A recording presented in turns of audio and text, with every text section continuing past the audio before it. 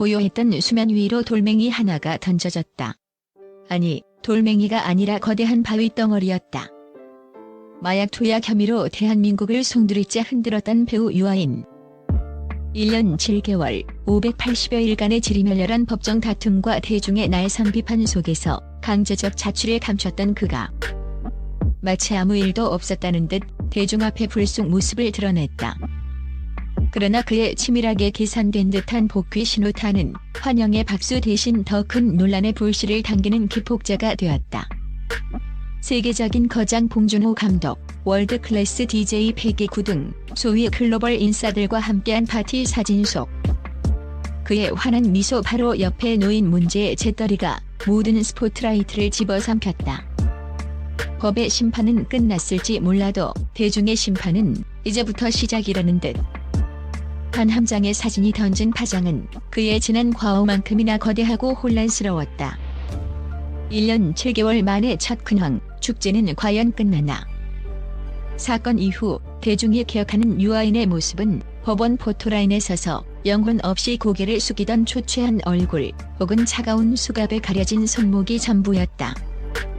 181차례에 걸쳐 프로포폴, 미다졸람, 케타민, 레미마졸람 등 4종의 의료용 마약류를 상습 투약하고 지인의 명의를 훔쳐 약물을 처방받았으며 심지어 공범을 해외로 도피시키려 증거인멸을 시도했다는 혐의들.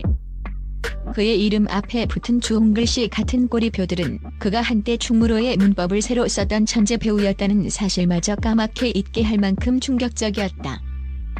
그런 그가 지난 3일 DJ 패기구가 최 감독 이라는 짧은 글과 함께 올린 한 장의 사진을 통해 기나긴 침묵을 깨고 사적인 근황을 처음으로 공개했다. 사진 속 유아인은 검은 모자를 꾹 눌러 쓴 채 봉준호 감독의 옆에서 더없이 편안하고 밝은 미소를 짓고 있었다. 마치 길었던 악몽에서 완전히 벗어나 다시 자신의 견고한 세계로 완벽하게 복귀했음을 만천하에 선언하는 듯한 평온하고 자신감 넘치는 모습이었다. 하지만 대중은 그의 미소를 곧이곧대로 받아들일 준비가 전혀 되어 있지 않았다.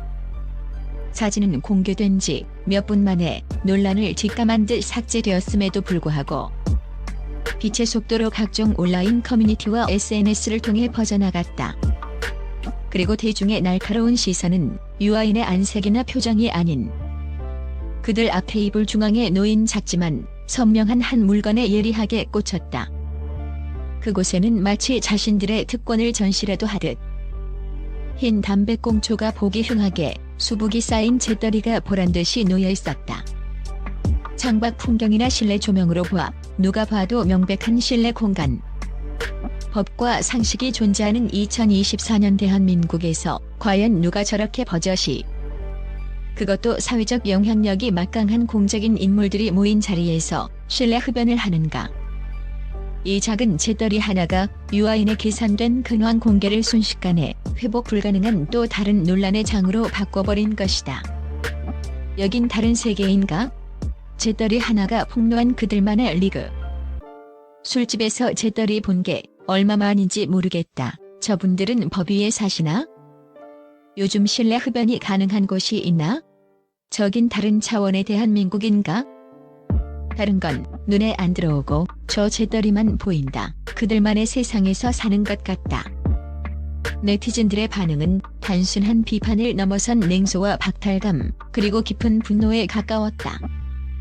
국민건강증진법 제9조 제4항에 따라 음식점, 카페, PC방 등 대부분의 공중이용 시설에서 실내 흡연이 전면 금지된 지는 이미 10년이 훌쩍 넘었다.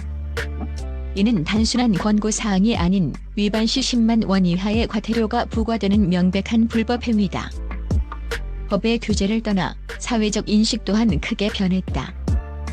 실내 흡연은 타인의 건강을 직접적으로 위협하고 공동체의 약속을 저버리는 이기적이고 배려심 없는 몰상식한 행위로 여겨지는 것이 당연한 시대다. 그런데 대한민국을 대표하는 영화감독과 사회적 물의를 일으킨 두 배우, 세계적인 DJ가 모인 자리에서 실내 흡연이라는 구시대적이고 불법적인 행위의 흔적이 발견된 것이다. 이것이 대중의 분노에 기름을 부은 이유는 그것이 단순한 해프닝이나 실수를 넘어 그들이 대중과 얼마나 동떨어진 세상에 살고 있는지를 상징적으로 보여주는 충격적인 사건처럼 비쳤기 때문이다.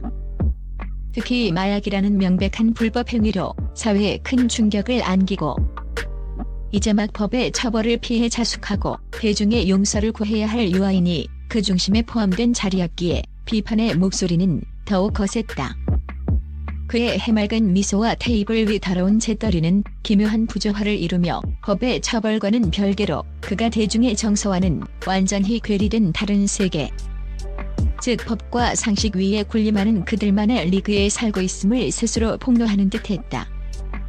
이 사진 한 장은 그들이 누리는 자유가 대중이 지키는 법규와는 다른 차원에 존재한다는 오만함의 증거로 해석되기에 충분했다. 이는 단순한 일탈이 아니라 사회적 합의와 규범에 대한 노골적인 무시로 비치며 대중의 박탈감을 극대화했다. 끝나지 않은 재판, 기각된 상고, 그리고 스크린 속 범죄자. 대중의 분노가 이토록 깊고 복합적인 이유는 그의 재판 과정이 결코 석연치 않다는 인식 때문이다.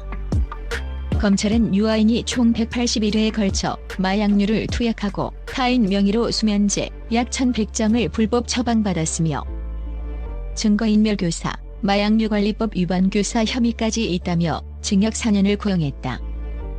혐의의 질과 양 모두 일반적인 마약 사범과는 차원이 다른 수준이었다. 그러나 1심 재판부는 징역 1년을 선고하며 그를 법정 구속했고 이마저도 지난 2월 항소심에서 돌연 징역 1년에 집행유예 2년으로 감형되며 5개월 만에 석방되었다. 재판부는 피고인이 범행 대부분을 인정하고 후회하고 있으며 주변인들의 선처 탄원이 있다는 점을 주요 감형 이유로 들었다. 검찰은 죄질에 비해 형량이 너무 가볍다며 즉각 상고했지만 대법원은 지난 7월 이를 기각하며 집행유예를 최종 확정했다. 사법부의 법리적 판단을 존중한다 하더라도 181차례의 상습 투약범이 결국 실형을 피했다는 사실에 대한 대중의 법 감정은 차갑게 식어버렸다.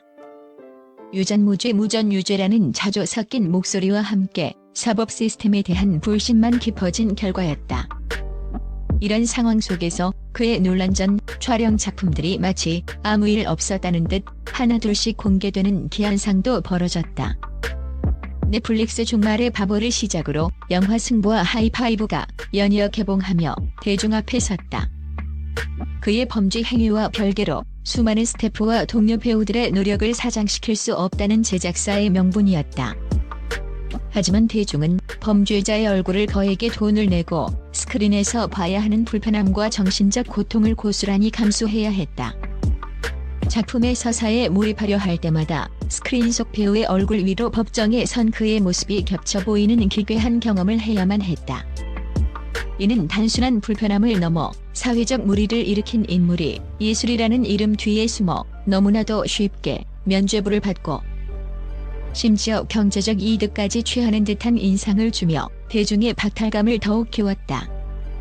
그의 복귀가 누군가의 예술일지는 몰라도 다른 누군가에게는 폭력으로 다가올 수 있다는 사실을 업계는 간과했다. 한 장의 사진. 그것은 어쩌면 유아인과 그의 주변인들이 대중의 반응을 떠보며 던진 본격적인 활동 복귀를 알리는 신호탄이었을지도 모른다. 그러나 사진 속공초 수북한 재떨이는 그가 넘어야 할 벽이 단순히 법적인 처벌의 기간이나 자숙의 시간이 아님을 명확히 보여준다. 대중의 신뢰와 사회적 상식이라는 눈에 보이지 않지만 훨씬 더 높고 견고한 벽이 그의 앞을 가로막고 있다. 이 사건은 그가 대중에게 용서를 구하기 이전에 대중이 살아가는 세상의 기본적 규범조차 이해하지 못하고 있음을 드러냈다. 과연 그는 이 벽을 넘을 수 있을까? 아니, 애초에 그 벽의 존재를 인지하고는 있는 것일까? 그의 미소 뒤에 남은 씁쓸하고도 무거운 질문이다.